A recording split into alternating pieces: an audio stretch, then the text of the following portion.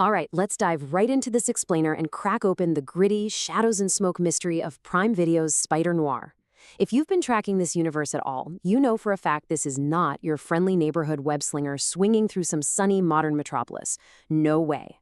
We're stepping way back into a beautifully stylized Depression-era New York.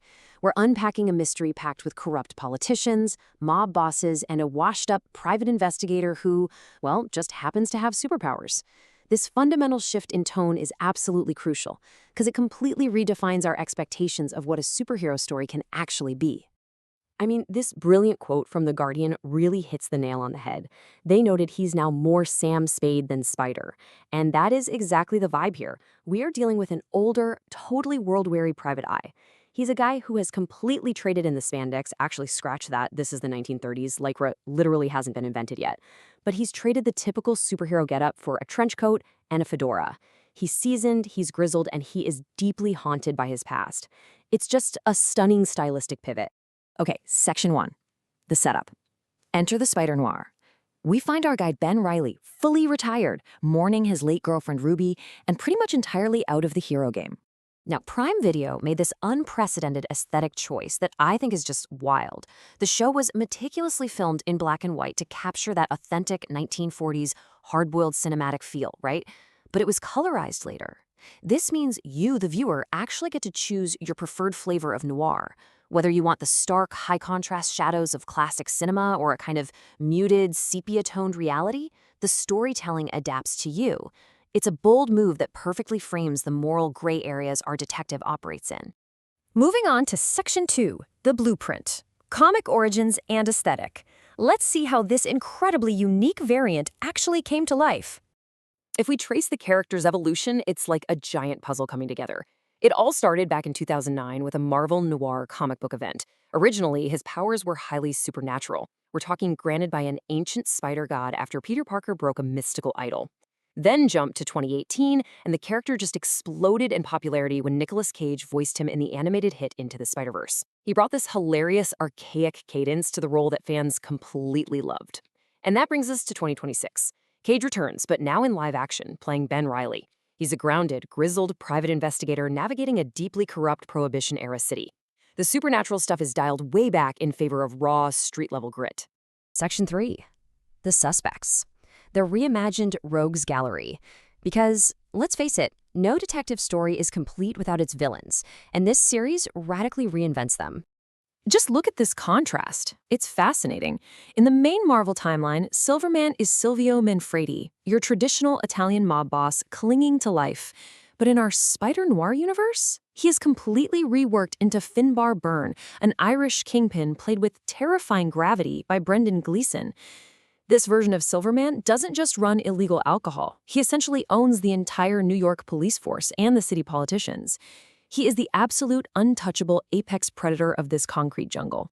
But here is where this grounded mob story takes a horrific sci-fi turn. The crucial point binding our suspects together is this dark history. WI German DNA experiments. Under a Dr. Faber, prisoners of war were subjected to hybridized DNA manipulation. This horrific wartime science granted the subjects immense powers, basically turning them into human mutants. But there's a fatal catch. The unstable powers are literally killing them from the inside out. Let's open up the active case file here. Silvermane has essentially weaponized these dying mutates, using them as his enhanced enforcers. First up, we've got Flint Marco, the Sandman, who starts with impenetrable granite skin before fully evolving into a sand body. Then there's Lonnie Lincoln, Tombstone, boasting near invulnerable strength. We also have Dirk Layden, Megawatt, a violently unpredictable guy fueled by electrical chaos. And finally, Jimmy Addison, the Pyrokinetic. It's actually his fiery assassination attempt on Silvermane that kicks off the entire mystery of the series. And here is the massive twist that permanently connects our hero to these villains. Ben's secret? He didn't get his powers from a random radioactive spider in some high school lab. No. During the war, Ben actually rescued several of these POW test subjects. In the absolute chaos of that rescue, he was bitten by one of the mutated subjects who had been hybridized with spider DNA. It granted him his abilities, which thankfully turned out to be way more stable than the others, but it forever links his identity to this dark, tragic science. All right. Section 4. The betrayal. Climax and confrontation. This is where the mystery unravels. bullets fly, and the line between ally and enemy tragically blurs. So, throughout the series, Ben develops romantic feelings for Kat Hardy. She's a club singer who seems trapped under Silvermane's thumb. But in a classic noir femme fatale move, Kat totally betrays Ben. She reveals that she only got close to our detective to find the cure for the mutations, and she did it all to save her true lover, Flint Marco, the Sandman. It is just a gut-wrenching betrayal that hits Ben right in his lingering grief. And it all comes down to the absolute highest stakes and a single number: 1. Using Ven's stable blood, Dr. Faber did manage to create a cure, but with all the other doses used or destroyed, there is exactly one surviving vial of the antidote left in existence. Think about that. One single vial, multiple dying superhumans, and a hero who wants nothing more than to erase his own powers, which he honestly views as a total curse. This leads us to a final battle that unfolds in brutal, chaotic steps. Step 1, Silverman drags Ben to his hideout to lure out the Spider, ironically having no clue they're the same guy. Step 2, Kat Hardy takes her revenge, shooting Silvermane right there inside the lounge. Step 3, outside, absolute chaos erupts. Megawatt drains the city's streetlights, grows immensely powerful, and fights both Sandman and the Spider. And Step 4, after Sandman is nearly turned to glass protecting Kat, then recovers and brutally ends the fight, webbing the completely unhinged Megawatt and throwing him directly into the path of an oncoming train. So what does this all mean? With the dust finally settled and the villains defeated, we are left staring at a massive question. Does Ben use the single remaining vial to cure his own cursed powers, freeing himself from the burden of being the Spider once and for all? Or does he give it to the femme fatale who betrayed him so she can save the rival who stole her heart? Section 5, the resolution, the ending explained. Let's see how Ben's final choice beautifully anchors this cynical world. You knew we had to get here, right? With great power comes great responsibility. Ultimately, compassion wins out.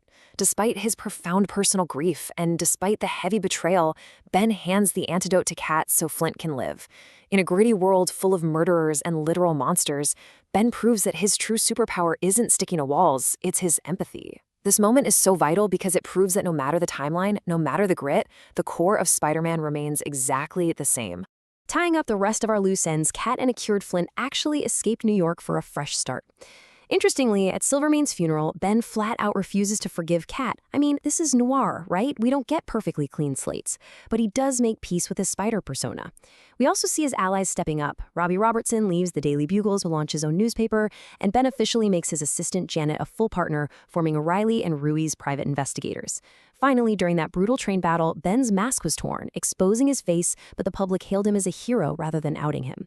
That torn mask beautifully symbolizes Ben finally reconciling the man he is with the hero he must be. But, a detective's work is literally never done. In the final scene, as Ben and Janet celebrate their new partnership, the phone in their office rings with a brand new client. It leaves us with this lingering question. What terrifying new mystery awaits the Spider in the shadows of this 1930s underworld? With Silvermane gone, a massive power vacuum has opened up in New York, and whoever steps up to fill it is guaranteed to be ruthless. Thanks for joining me on this explainer. Keep your eyes on the shadows, and I'll catch you next time.